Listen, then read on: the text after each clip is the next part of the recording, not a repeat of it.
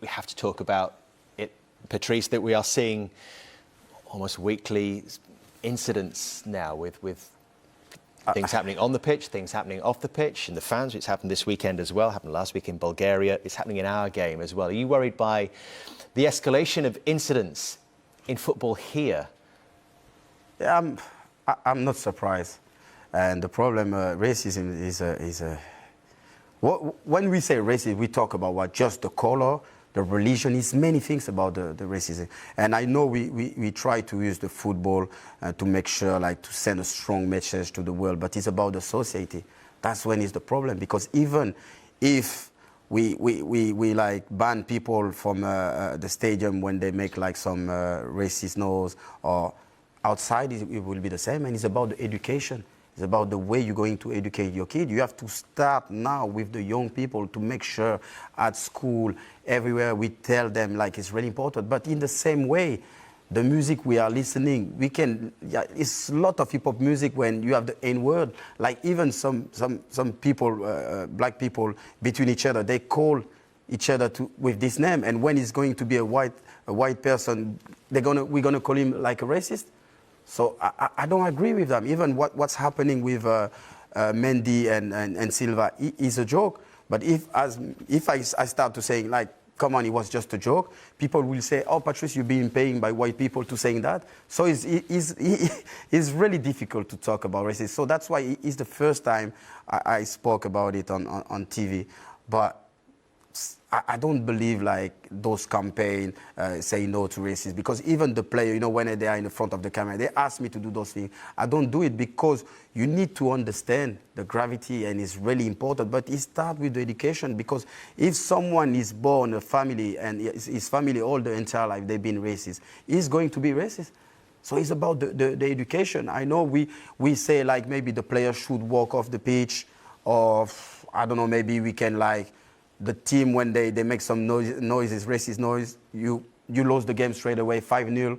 I don't know which solution we're gonna, but it's bigger than the football. It's bigger than the football. I'm happy the football going to start to send some strong message. We have to start somewhere.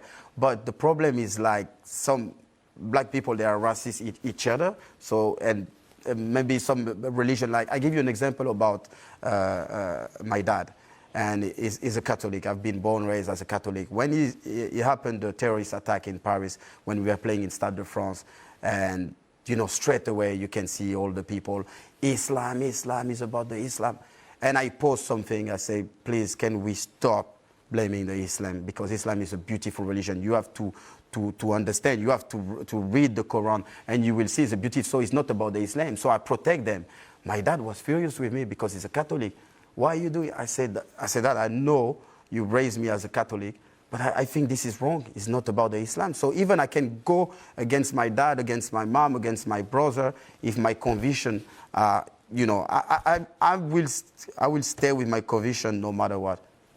Patrice, on the Luis Suarez incident, do you actually feel that he shouldn't have been banned? It should have actually been more education in terms of what you're talking about? Yeah, exactly. You wouldn't have wanted to see the ban? You'd have wanted to see him a different punishment? Exactly, because I remember when it happened, this accident, and I never go to the court and saying Luis Suarez is a racist, because he used some racist words. So it's difficult, even that, because I say to the court, I don't want you to ban Luis Suarez, but I just want to be rewarded because I didn't react. Because imagine that day I was punching him. All the TV, all the kids, they will see me like me punching Luis Suarez, and I will look like the villain. So it's more like, even if you find someone, he won't care. It's about the education, doing like something, I don't know, sending him to Africa, helping the kids, and to see, like, we all the same. We all human beings. I don't have, like, any color when I look to someone. I want just to be the best human being I can. I'm not perfect. But me, I would never go say, I'm proud to be black, I'm proud to be this. No, I'm just a human being. And some people, they didn't understand that. When this was happening, I was the PFA rep for Liverpool, and Gordon Taylor, I'm not sure if he was the PFA head of the union, and he was actually trying to get yourself and Luis Suarez together, and he was coming through me with that message. Was that a message coming through to you at Manchester United? And would you be prepared to actually definitely meet up after that? Definitely. And I was so disappointed when, after the ban and the team, Kevin Dalglish, they play with the support, Suarez, because actually even like some people, they were calling me a liar. But after you can see on the TV, he say those words. And I say again, I can't call Luis Suarez a racist. He just used some racist word that day. But it's a big issue. And I'm a positive person. I hope things will change, but it's a long way. Interesting you talk about that, because you were part of that Liverpool dressing room at that time. I was actually hosting the game, I think, with Gary Neville at Wigan. Yeah. Were you watching the game? I was watching the game. Yeah, I saw it like at the warm-up. Yeah, I was watching. And how did you feel when you saw it? I was like, this is ridiculous. This is like, is unbelievable. I think this is, and even for the club, I think like you put your own club in danger when you do those things. Because it's not like, I will understand, like you always have to support your player because it's from your team. But this is after the ban. If it was before the ban, we're waiting for the sanction, I will clearly understand. But he get the ban, and which message you send to the world when you do that? Supporting someone being banned because he used some racist words. Can you explain, Jamie, the confused thinking that was going on in the Liverpool dressing room at that time? Well, there's no doubt we made a massive mistake. That was obvious. I found, I mean, it was an evening game. So, and because it was Wigan, we travelled on the day of the game. So we got there and we had our lunch and we had like a team meeting. And I just remember in the team meeting, I don't know whether it was the manager or Steve Clarke, asking one of the players, are you still wearing the shirt? And at the first I'd heard of it. And I'm not lying on that and saying I wasn't part of it, because as a club we got it wrong and we're all part of it. I was vice captain.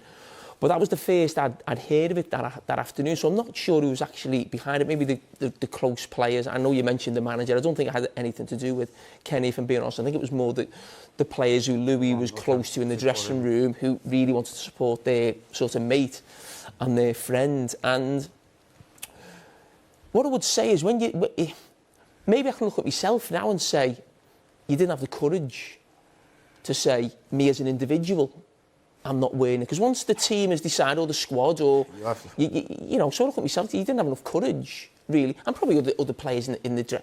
I don't think everyone within Liverpool Football Club thought we were doing what was right. Yeah. But I do think that whenever a football club, and listen, we know racism now, we know what it's about, and it's the top of everyone's sort of thought at this moment to eradicate it. But we can't help, and it's wrong, but as your own family, as a football club, your first reaction, no matter what someone does, is to sort of support them, even if you know that they're wrong. Yeah. And that is wrong.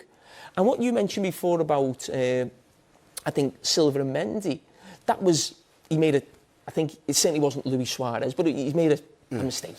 Okay. But even Man City's first reaction is to actually come out and support their mate.